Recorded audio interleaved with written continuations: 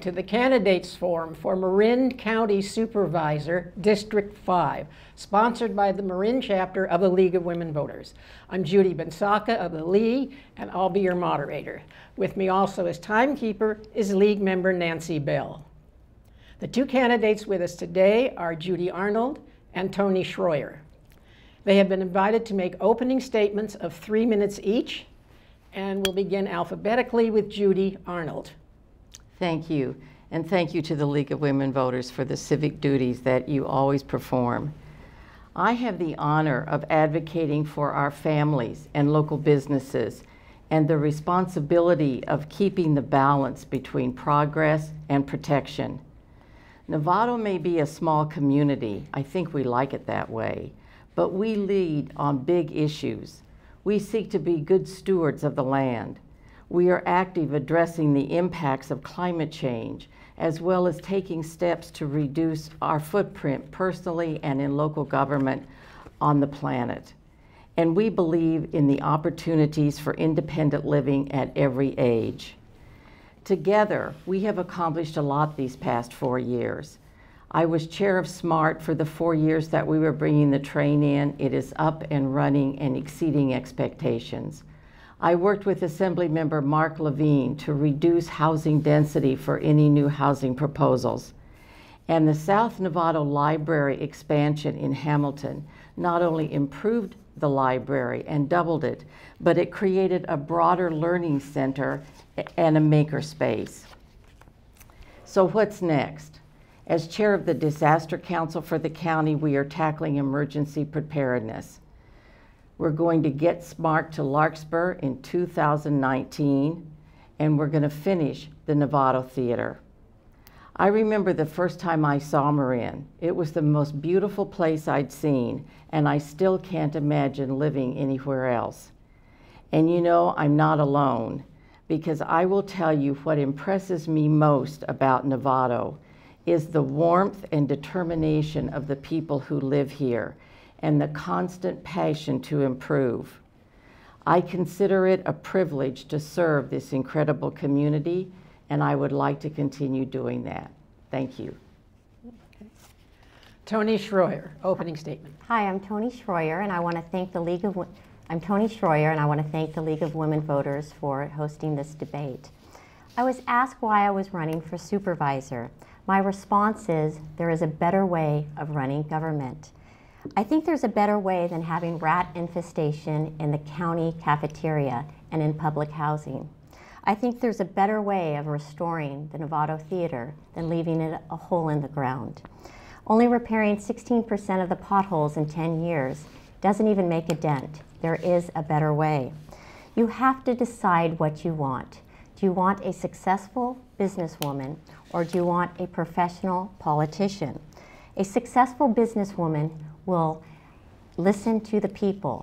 Tony Schroyer is not for sale. I have not accepted one dime from a special interest group because I want to represent you. A professional politician will listen to the special interests that feed her campaign coffers. Marin County has been my home all my life. I live with my mother, my niece, my husband, and our 2 children. We love Nevado. I was born in Marin General. I went to Drake High School, I attended UC Davis, I graduated from UCLA, and I received my teaching credential at Sonoma State University. My father was a Presbyterian minister. There was never enough food in our house, but there was a lot of love and chaos. My husband, Jim, is also from Marin County. He grew up in Mill Valley. His mother immigrated here from the Philippines when she was 14 years old, and Jim is a first-generation American. We're very proud of our 2 children that go to the Nevado public schools. The amount of time spent in government service is not the standard for being a successful supervisor. Anyone who's telling you differently is pulling the wool over your eyes. I have vast experience in managing my real estate business, which has made me a top producer year after year. I'm able to navigate and problem solve. And what's tragic is I'm seeing the middle class being driven out of Nevado and out of state because they simply can't afford to live here. I want to represent the middle class and everybody else and make sure you have a voice not just special interest groups having that voice. Thank you. And thank you, Tony. Now for the questions. The candidates will have 2 minutes each to respond to the questions, and I'll rotate the order in who responds to them in order to be fair. So we'll begin with Tony Schroyer. What would you say are the major issues in your district? Well, one of the major issues is public safety. My #1 priority is public safety, and it's unfortunate that our Board of Supervisors have chosen to buy furniture in the 2018 and 2019 budget instead of reducing by about $500,000 the Sheriff's Department. They also did not add any money to the Fire Department, and they also cut money for Health and Human Services. So we're spending money on buying a golf course, or the supervisors are, over public safety, because I believe everybody needs a safe place to live. So the #1 concern is public safety. Our supervisors chose to put a flood control, Measure E, on the ballot rather than finding $1.2 million in our over $500 million budget. And the voters voted that down substantially by 66%, because enough is enough. Next to public safety, people are tired of the excessive taxes and fees, which are driving the middle class and the working class out of Nevado. Okay, the next question will be for Judy. Judy, you're responding the to same this question, please, correct? Right? Yes, yes. I think that the Board of Supervisors' priorities for next year are going to be investing in county infrastructure. Our budget is over $500 million, and if you want to say that we cut human services and the sheriff, public safety, let me just tell you what that really means. The sheriff, we ask every department, because of the future budgets are the economy is going down, and we're preparing to get ready for that as fiscal responsible people. And so we ask each department in the county to cut their budget by 1%. And they did that. And what the sheriff did was, he said, well, we have a program that we get a grant. We're going to give you that revenue. So therefore, public safety doesn't have any cut, but they were able to meet their 1% by putting revenue in instead. The same thing with Health and Human Services. They were able to say, we have a grant that comes in and called chronic disease. We will give that up and give that money to you, and so therefore there are no cuts. We can continue the great representation that our public safety and our Health and Human Services do. And the sheriff was so pleased, he has endorsed me for running for re-election. Another thing that this county's looking at is dealing with racial inequity in the county. And that's something that we are studying equity very hard. We are bringing in a staff person to even help us decide that. Also, a fiscal responsibility. We need to keep the budget. We're going to have a 1.1 million. We're going to have a 1.1 million deficit, which is why we had to take out 1% of the budget to get the balance that we need this year. Thank you. Okay. For the next question, Judy will be the first to answer. What further steps, if any, should the county be taking to further reduce its exposure to the future costs of pensions and post-employment health benefits? The county has really done a lot for pensions, and we have reduced our pensions by $93 million over the past 5 years. The county's current unfunded pension liability is down $93 million over the past 5 years. The county has made discretionary payments of approximately $50 million to our retiree health trust, and we now have a trust balance of approximately $100 million. We've taken many steps within state law to reduce our long-term retiree obligations, including new lower tiers, greater employee contributions, and discretionary payments.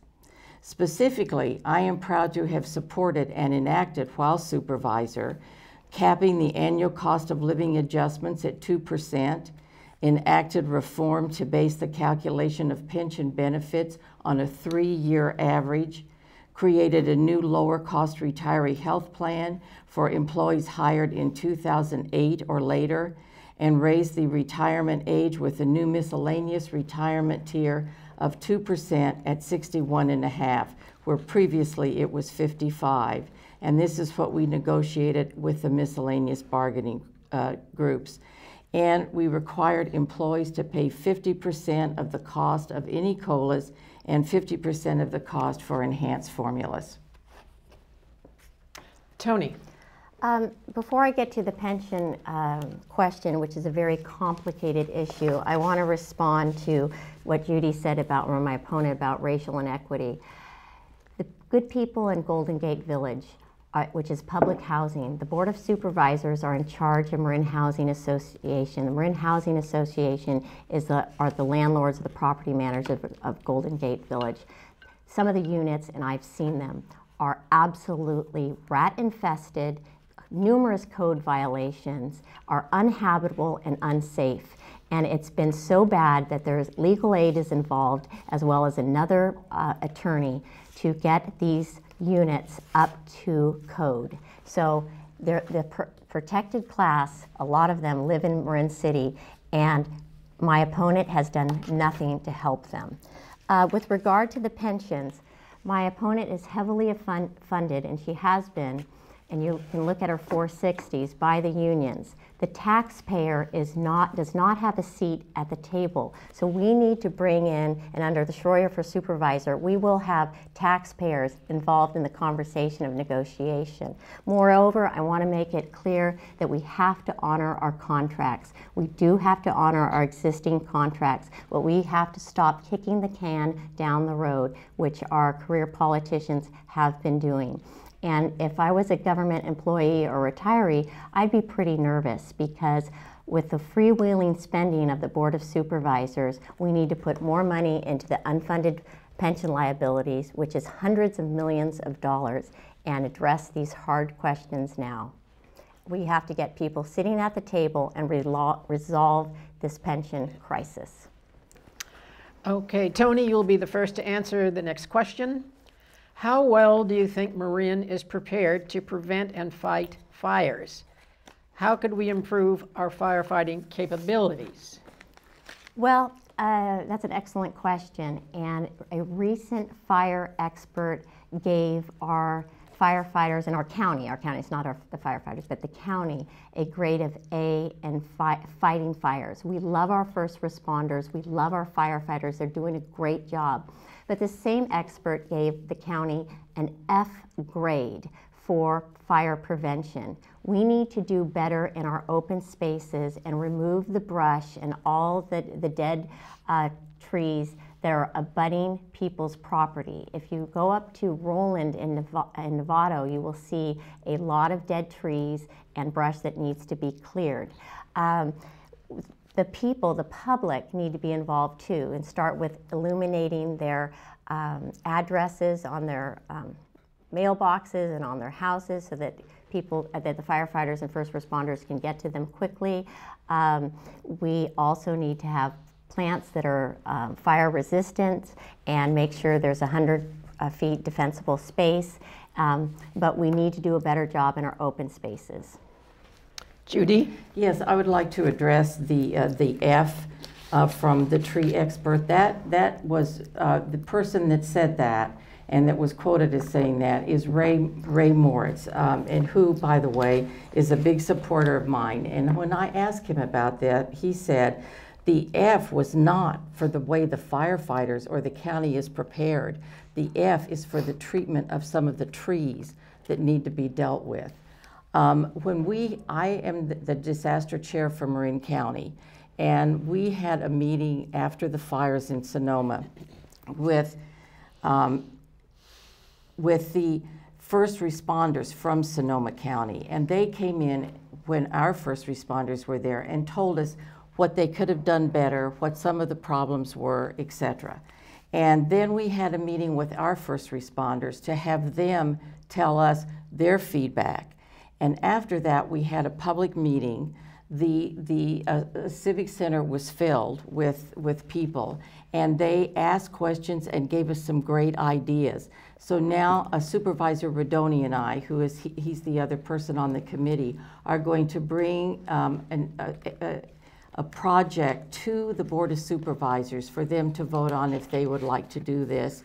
And hopefully we will make this even stronger. But Marin is ready for fires, and Marin has some things they're going to do, and we're committed to doing it, including hiring someone to take care, to go into the neighborhoods to get people organized and deciding if we want sirens or the best thing of information when there is a fire.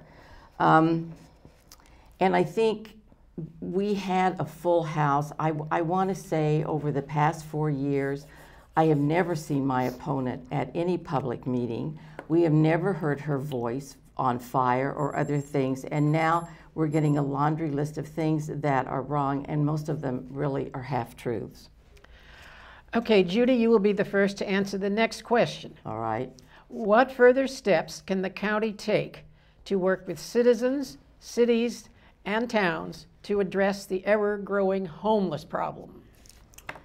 You know, I was so thrilled to hear about the amount of cooperation from the agencies and the city government that are very involved in homelessness to produce a new kind of housing called Housing First.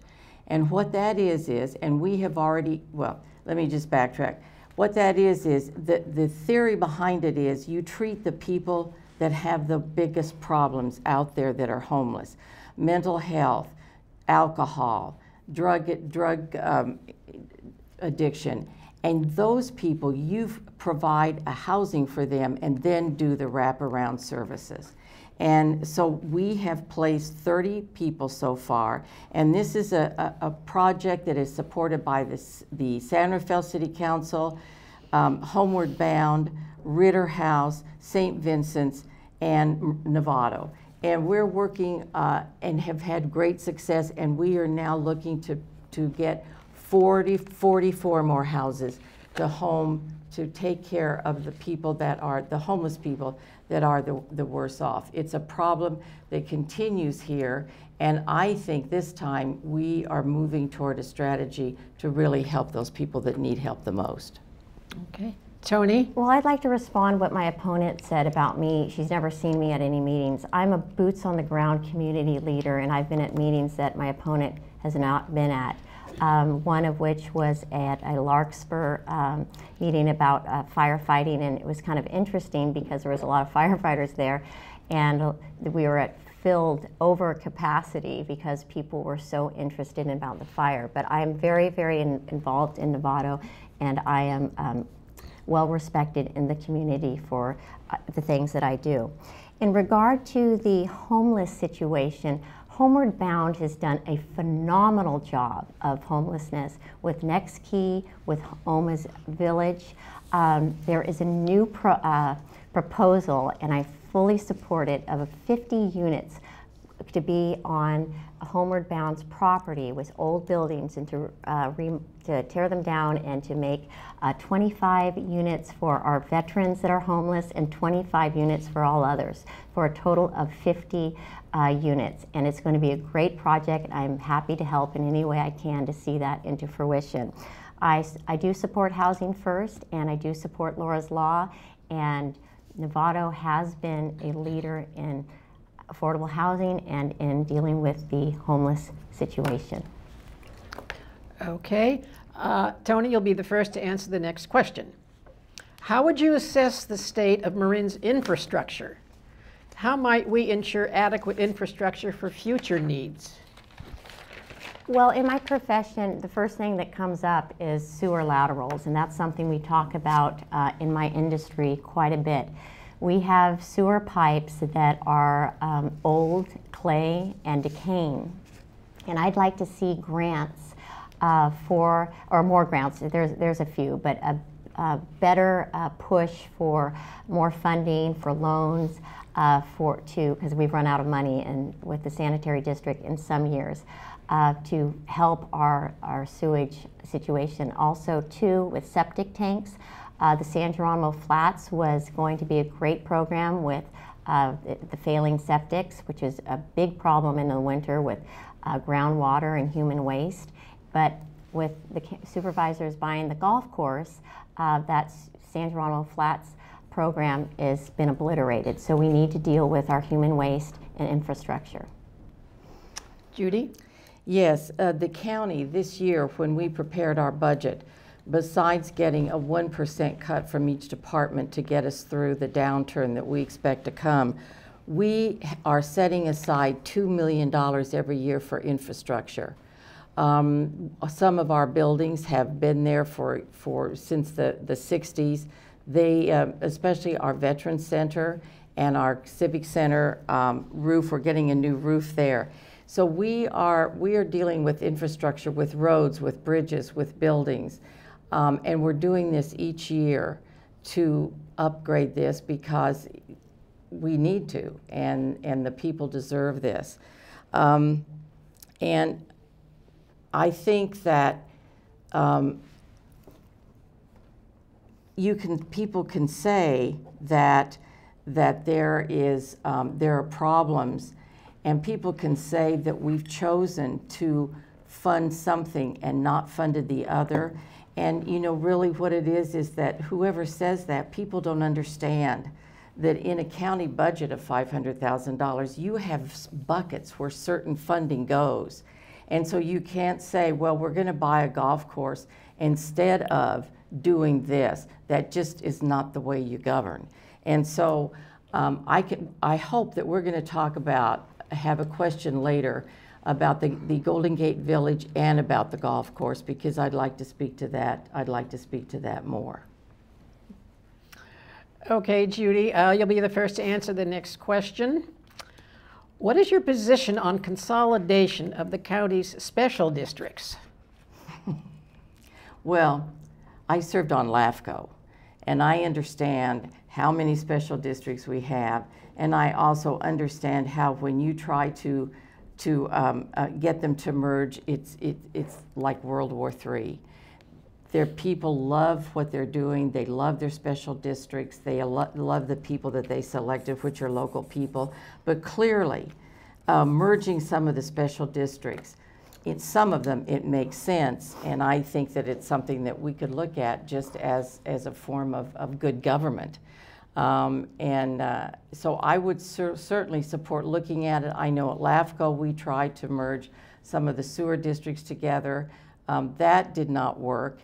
And so this is what we have. I do know that when we're on LAFCO and when we're in government, we are very responsive to these special districts when they call us, when they ask for our help, and we're there. But telling them that they maybe have to give up some things to merge with the town next door is not an easy ask. Tony?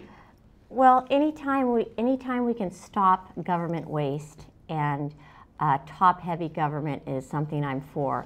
The Central Marin Police Department, the Twin City merged with Larkspur a few years ago, and people seem to be very pleased with that and the cost savings of the taxpayer.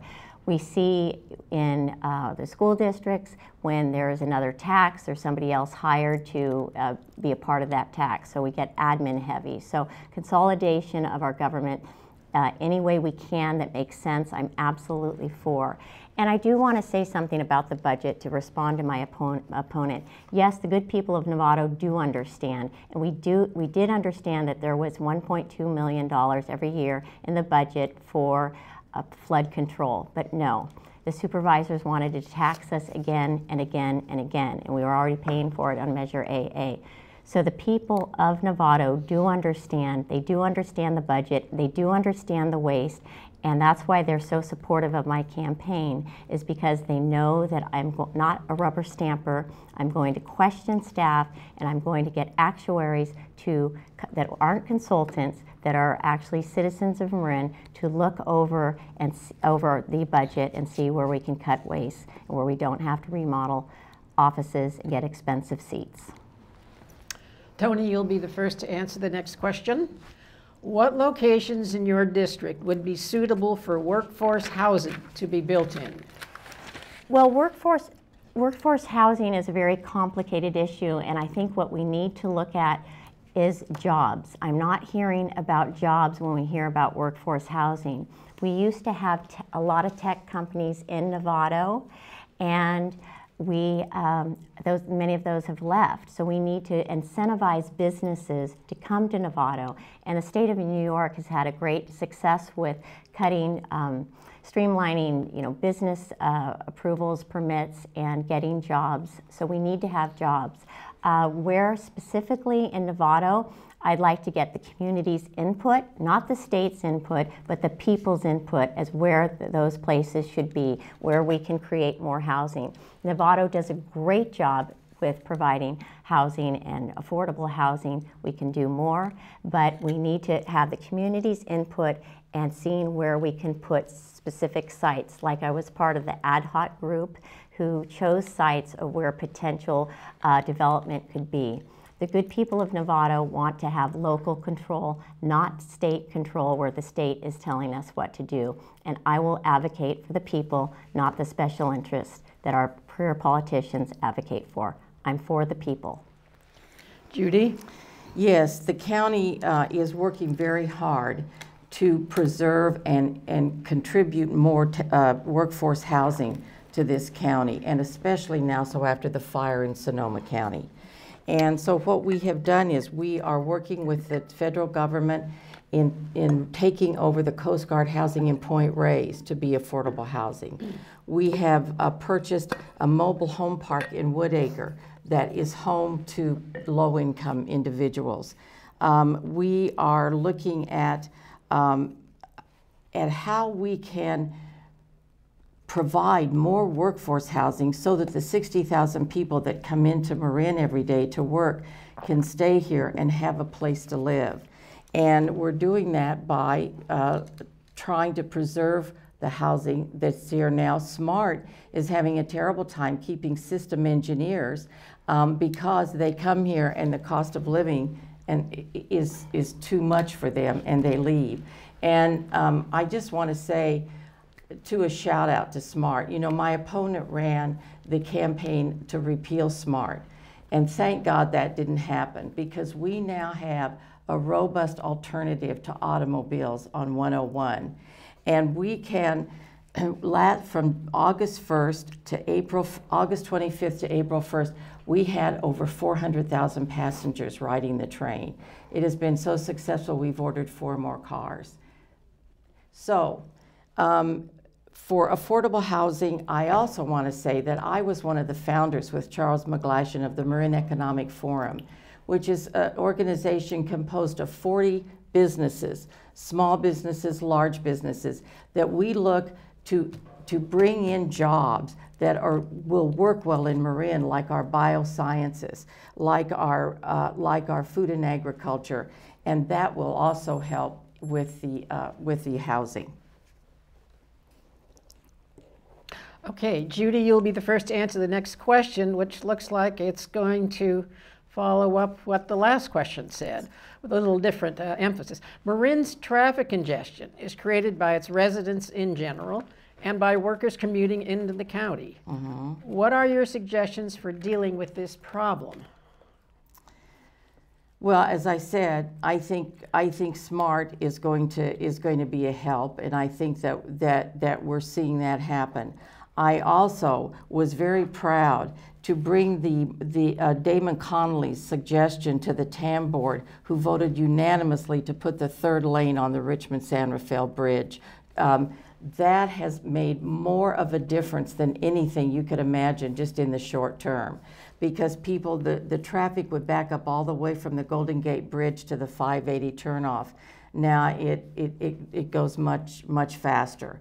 So so that's another thing that I think is going to help. I think also when we get this study done, opening the bike lane from the east to the west on the Richmond-San Rafael Bridge will also help a lot for the people from the East Bay. So we're looking at that. The Marin-Sonoma Narrows just created a great project by raising the roadway over the San Antonio Creek, which is the borderline between Marin and Sonoma, so that there's not going to be any flooding anymore. And we are now working with we're working. Oh, and the other one is Highway 37.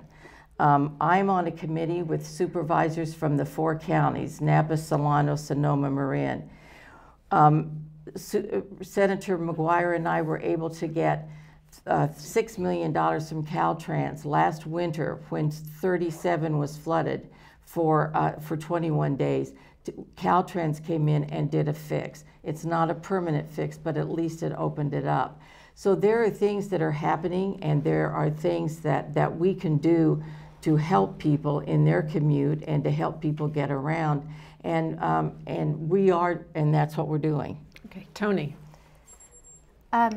Well, in regard to SMART, it wasn't taking it has not taken off the cars off the road that we were promised. And I actually voted for SMART, but then I also believe in an honest and transparent government is something we just don't have.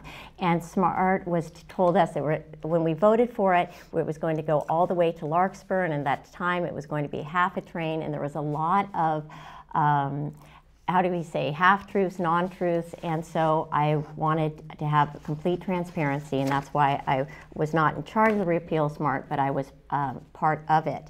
The civil grand jury report, when my opponent was on the SMART board, they said there's no fiscal economic plan for when we have another downturn economy.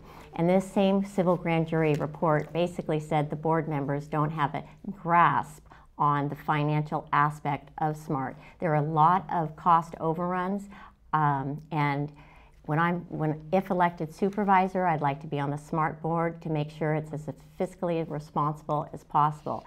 I went on SMART with my mother and my husband. It cost us $40 to go to Santa Rosa and back. So that's quite costly to have 3 people go a round trip from Nevado. Also, we need to finish the Nevado Narrows, which seems to be an ongoing thing. We need to stop diverting taxpayer dollars to other projects and complete the Nevado Narrows. Thanks. Okay, Tony, you'll be the first to answer the next question. What must be done by the supervisors to lead in planning for the effects of climate change? And of course, the focus here would be on sea level rise. That's an absolute excellent question. And what I'm tired of seeing is career politicians speaking out of 2 sides of their mouths. One is talking about the ills of the sea level rise, which is a very big problem, and I agree with that. But in the other breath, the county is investing money in retirement money in oil and coal, and also tobacco that kills, that pollutes our environment and adds to the sea level rise.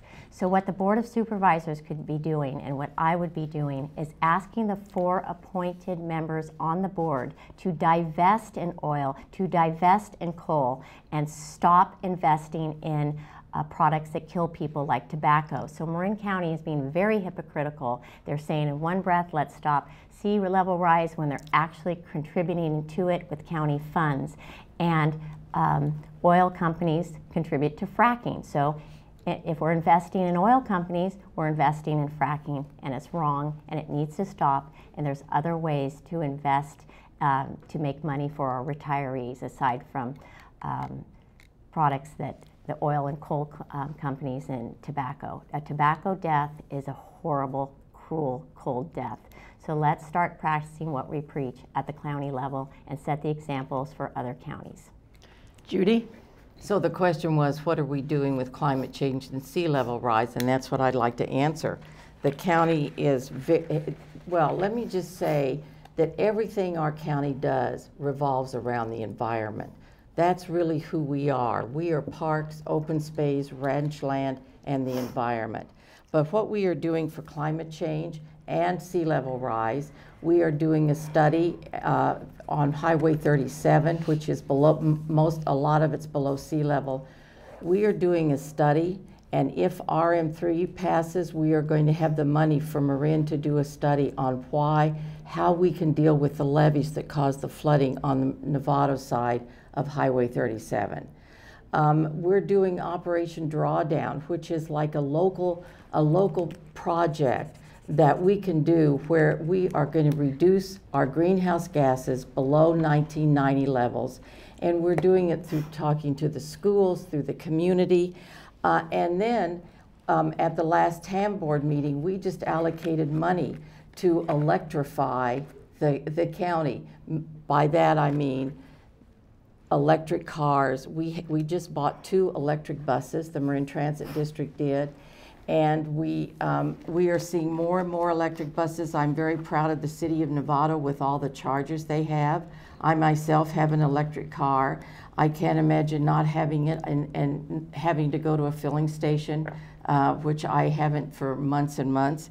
So I think that this is something that everyone can get on board about, and everyone can work hard and see, because this is one of the biggest issues of our time, is climate change and how we're going to deal with that. And I think that we have done a lot, and I think there's more to do, and I look forward to seeing the results of Drawdown Marin. Okay, Judy, you'll be the first to answer the next question. What can be done to ease growing user conflict in Marin's open space and multi-use trails? I think that with the addition of our new Director of Parks and Open Space, I think that we have done a lot to reduce the friction on the multi-use paths and on making the bicyclists and the hikers and the equestrians happy. And that is a giant, monumental thing to do. And the way we're doing it is we have an RTMP, a Road and Trail Management Plan, which our board has authorized and which is about ready to be, well, we have voted on it. Now they're coming back with additions to it. And what they're saying is, look, we have sensitive plants that have to be protected. We have fire trails which can stand bicyclists on them. We are dividing the county into 5 different areas, and the Parks and Open Space are coming forward, having community meetings saying, this is what we want proposed here for the bicyclists, for equestrians, for hikers, and they're getting feedback from the county. And I think it's a system that's working well. Okay. Mm-hmm. Tony? With regard to that question, I agree with my opponent, and I do want to respond about the sea level rise. The county is still investing with taxpayer dollars into coal and oil, which adds to the sea level rise and pollutes our environment. So we need to start at home in our own in our own government and stop investing in those horrible companies. Also, tobacco.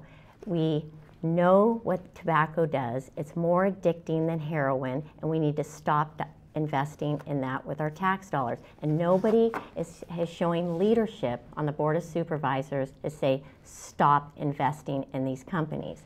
And with regard to the Marin Economic Forum that my opponent had mentioned, the Marin Economic Forum is kept solvent from our tax dollars because they're insolvent and constantly needs money from us. So we're feeding into a organization that was really involved in the Nevado Theater District, and we know how that's happened, how that's panned out. It's still a hole in the ground on Grant Avenue, and we want our theater. Tony, you'll be the first to answer the next question. What in the county needs the most attention?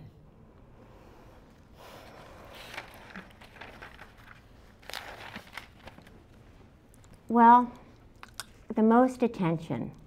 The middle class needs the most attention because the middle class is not being heard. We're hearing from special interest groups and we're not hearing from the middle class, or should we say the supervisors are not listening to the middle class and they're not listening to the taxpayers.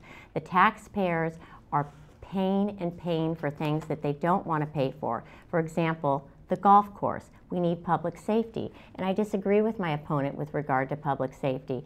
I've lived in the unincorporated areas of Marin County most of my life, and we have deputy sheriffs by themselves, without a partner, without a canine, with a vast territory. So if there is a need for a backup call or mutual aid, and they're way out in West Marin, not only is their safety impaired, but also the others that they're trying to help.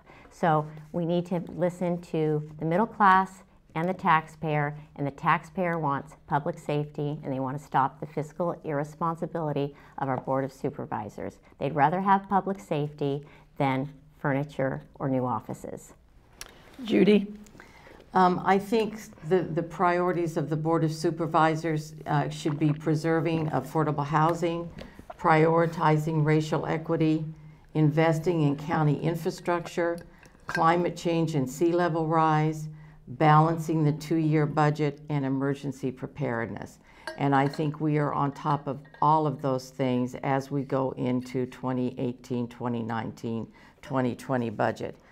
I think regarding the Marin Economic Forum, this county has 4 E's that we have lived by, and how this is the measurement when we are taking on a project. And that is equity, economy, environment, and education. And we have spent a lot of time and a lot of funding on environment, which I support. And we are now knee-deep in equity as to how we can have a more diverse employees.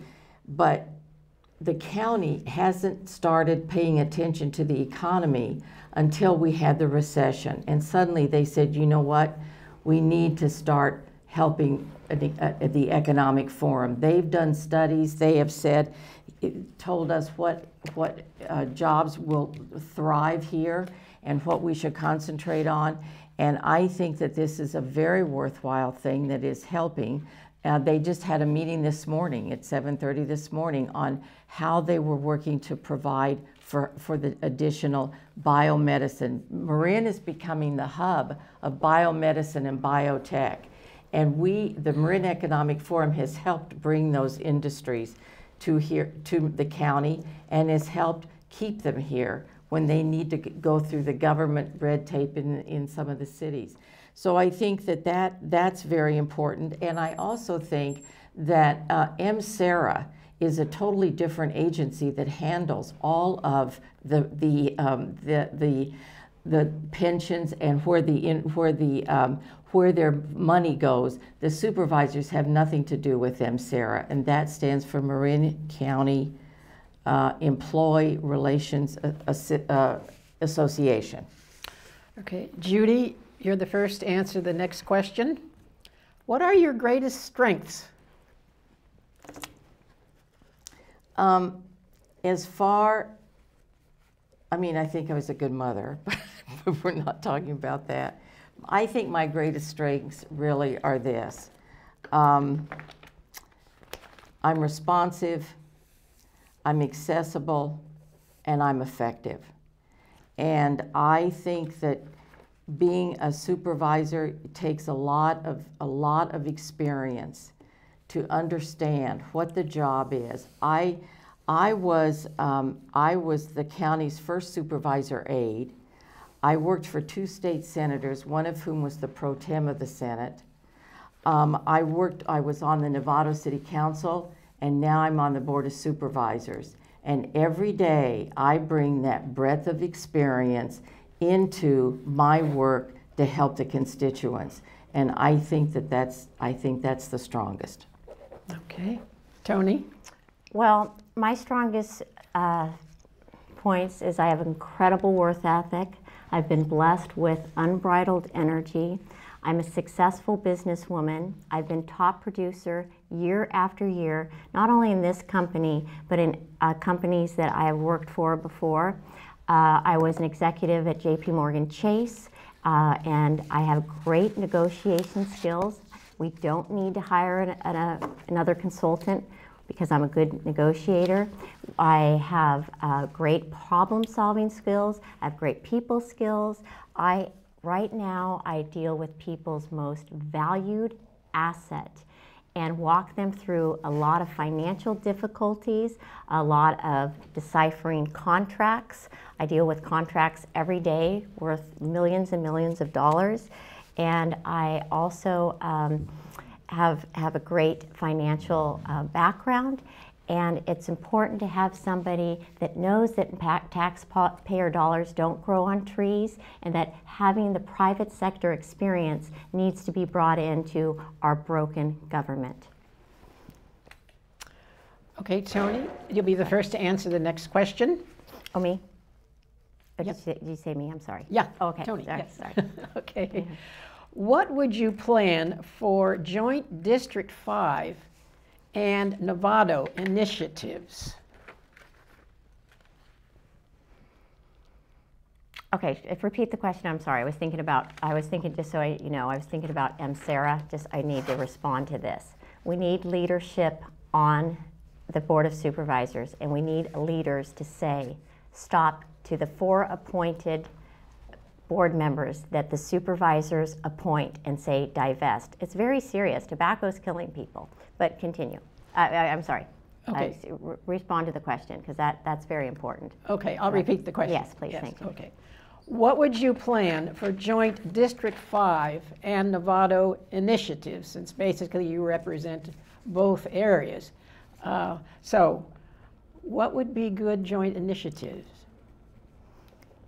Okay, with whom? Can you be more specific? Sorry. With the county and with the way the county functions and the issues it's working on, as opposed to how the city of Nevado functions and the issues it's working on. Sometimes they overlap, and sometimes they may be in conflict. So, just wondering, how do you plan for these two groups to work together? To work together, absolutely. Well, I was on an ad hoc working group when it was called, when we were working on the housing element, and I know my opponent sings about reducing the density levels with Mark Levine, but we did that in the city of Nevado well before Mark and my opponent did that. So what we can do is emulate what the city of Nevado has done and use that in the unincorporated areas, such as best practices in multifamily housing. The city of Nevado, and I was part of the working group that implemented this with the ideas, we have best practices, which means safe and affordable, safe and clean and habitable housing in the city of Nevado that we make our managers do over a certain amount of multifamily units. We also have a crime-free addendum, which was adopted in the city of Nevado, which should be used in the unincorporated areas. And the best practices certainly could be used at Golden Gate Village, which the Marin Housing Authority is failing and is being a slumlord. Judy? I'm working with Denise Athis, who's on the Nevada City Council, in looking at when we go in to fix our roads, that you can't really tell a county road from a city road. The people can't who are driving. And so we are working with the DPW from Marin and from the county in the city in looking at how we can work together when it comes to fixing the potholes. I'm working with 50 volunteers who have been meeting for 2 years to support the downtown theater, and I'm meeting with the city and with the city council members who want to bring this, make this happen this year. I have gotten $1 million in pledges for the theater, so that when the final report is done on how we can fund this, that will be another $1 million coming. And I'm working with the city on senior housing. And there are areas in Marin, or areas in Nevado where this could really work. We have a real need for housing for seniors in Nevado. Well, in all of Marin, but certainly in Nevado. And the reason that my opponent's right, when Nevado did their housing element, they were able to get it down to 23 units per acre. Mark Levine got it down to 20 units per acre because he called us. We got the right designation where we're suburban, not metropolitan. But the reason that Nevado could get their 23 units per acre is because they did what's called a by right. And what that means is they gave up environmental review if they could get their 23 acres. The county, which is certainly more in the country, where you really need more environmental review, the county refused to do that, but instead we work with Mark Levine to make that happen.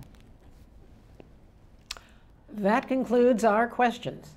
Before the candidates make their closing statements, here's some useful information about the election. Election day is Tuesday, June 5th. The last day to register to vote or re-register if you've changed your name or address since you last voted is Monday, May 21st. Mail registration forms must be postmarked no later than May 21st. For answers to all your election questions, please visit marin.org, the homepage for the county's election department. And now the candidates will make closing statements of 2 minutes each. Reversing our order of opening statements, we'll begin with Tony Schroyer. Thank you. Our roads and highways are potholed and gridlocked. Only a paltry 1.6% worth of improvement has occurred each year for the last 10 years. Nevado has become a sea of for lease signs. More and more employers have abandoned us.